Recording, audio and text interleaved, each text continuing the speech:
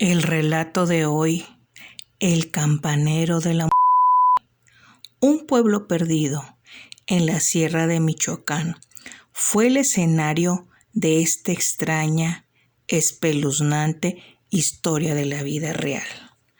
La gente del lugar comenzó a darse cuenta de que algo no estaba bien con el padre Juan, cuando un domingo, en plena misa de 12, se presentó en estado inconveniente.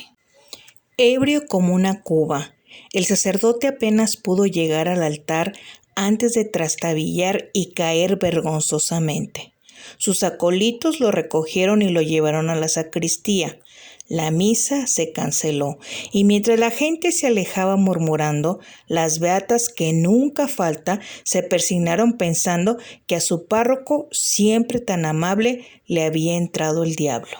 En verdad, hacía tiempo que el padre Juan padecía de esa enfermedad que se llama alcoholismo, y había logrado mantener el secreto hasta ese día, y el pueblo, que rara vez es misericordioso, comenzó a evitarlo en lugar de ayudarlo. Cada vez menos gente asistía a sus misas, a pesar de que él había hecho promesas formales de regenerarse. El notorio ausentismo hizo mella en el ánimo del religioso, quien se sumergió cada vez más profundamente en el alcohol. Una tarde, en el autobús de las 4 llegó una carta para él. Era de la diócesis del lugar. Gente importante del pueblo se había quejado de su conducta. Se le ordenaba terminantemente que abandonara el pueblo y se presentara en la cabecera del estado para ser degradado con ignominia. Es decir, le retirarían el hábito y dejaría de ser sacerdote. Fue más de lo que esta alma enferma y atormentada pudo soportar. Esa misma noche echó a vuelo las campanas y el pueblo se reunió ante la iglesia, más por morbo que por verdadera compasión. Grande fue la sorpresa y el escándalo que les causó ver al padre vestido con su indumentaria de oficiante, parado en lo alto del campanario y perfectamente sobrio. «Dios mío, perdóname», gritó el sacerdote ante el pueblo silencioso. «Mensajero de la muerte soy. Acógeme, aunque no soy digno de acercarme a ti». Un grito unánime brotó de la multitud cuando el malogrado padre Juan saltó del campanario y fue a estrellarse contra el pavimento. 12 metros más abajo, su cuerpo sin vida fue enterrado fuera del camposanto, porque el ser sepultado en territorio sagrado les está vedado a los suicidas. Pronto otro padre, más joven y sano, fue enviado para relevar al sacerdote fallecido. Como la memoria de los pueblos suele ser corta, pronto la gente olvidó al antiguo párroco cuando el escándalo palideció a fuerza de ser comentado una y otra vez en los portales y en las casas. No pasaría mucho antes de que lo recordasen otra vez. El padre Israel estaba contento con su parroquia, lamentaba profundamente el triste fin de su antecesor y rezaba todas las noches por la salvación de su alma. Como hombre religioso sabía que el padre Juan no tenía perdón según las leyes de la iglesia, pero que Dios, en su infinita misericordia, podía entender que esa alma descarriada solo había cometido el pecado de enfermarse.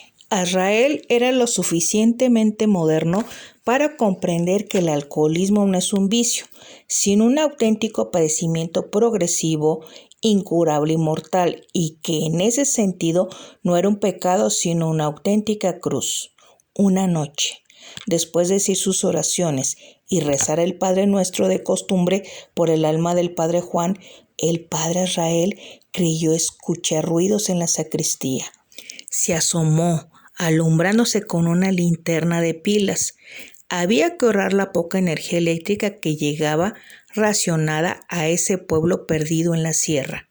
En medio de las sombras, le pareció ver la silueta de un sacerdote que cruzaba presurosa la puerta que daba a las escaleras que llevaban al campanario. Iba a seguirlo cuando, de pronto, las campanas de la iglesia comenzaron a sonar. Atónito, el padre Israel pudo ver cómo las cuerdas subían y bajaban sin que nadie las tocase. Persignándose, cayó de rodillas y de su alma salió una plegaria: Dios mío, ayúdanos. Al día siguiente hubo una muerte en el pueblo. Una de las ancianas que vivía con su nieta fue encontrada sin vida en su cuarto. El médico del pueblo dictaminó que se había tratado de un paro cardíaco. El padre Israel administró los últimos sacramentos al cuerpo, que fue enterrado en el cementerio.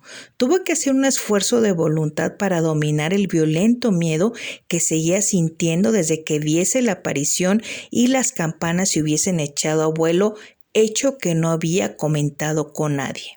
El asunto se repitió una semana después. De nuevo, Israel escuchó ruidos en la sacristía y vislumbró la figura de un sacerdote que se parecía mucho al padre Juan subiendo las escaleras del campanario. Las campanas sonaron. Y a la mañana siguiente, 2 niños que habían salido al campo fueron encontrados. Se habían ahogado en el río.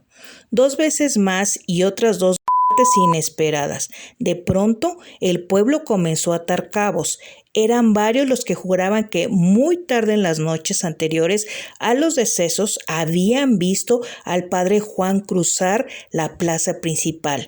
Poco después, las campanas se habían echado a rebato solas.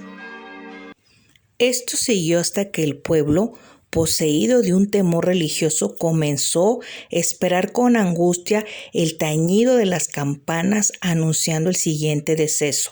Todos se preguntaban si serían los próximos y pronto hablaron del padre Juan como el campanero de la muerte.